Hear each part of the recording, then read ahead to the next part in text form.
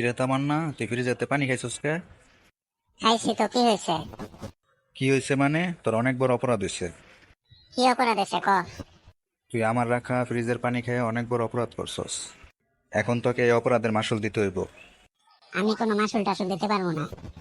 এখন তোকে আমাকে লেমন জুস খাওয়াতে হবে। ইস, পারতাম না, তুই তোর ডাক বানায় খা। এখন যদি তুই বানায় খাওয়াস তাহলে তোর এই বিকালে ঘুরতে নিয়ে যাবো। কি? কই নিয়ে যাবি ভাই? তোর রমনা পার্ক নিয়ে যাবো করতে। না ভাই, এই গরমে রান্না পাক যাবো না। আসলে ঠিকই বলছস, এই গরমে বাইরে হওয়া যাবে না। আরে, এবার যে গরম পড়ছে, আমার জন্মের পর থেকে আমি এত গরম কখনোই দেখি নাই। মানুষ যে হারে গাছ কাটতাছে, গরম লাগবে না তো কি হইব? আবার কয় গাছ লাগান পরিবেশ বাঁচান। এক গবেষণায় দেখা গেছে, গাছ লাগানোর থেকে গাছ লাগানোর পোস্টের সংখ্যা বেশি। ওরা খালি পারে ফেসবুকে গাছ লাগাইতে, সত্যি সত্যি তো আর গাছ লাগাইতে পারে না। গাছ যে পরিবেশের কত উপকার করে এটা যদি মানুষ বুঝতো তাহলে কখনোই গাছ কাটতো না। এই গাছের কারণে পৃথিবী এখনো বেঁচে আছে।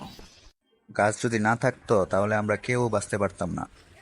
আমরা যে অক্সিজেনের কারণে এখনো বেঁচে আছি, সেই অক্সিজেন আমরা পাই গাছ থেকে।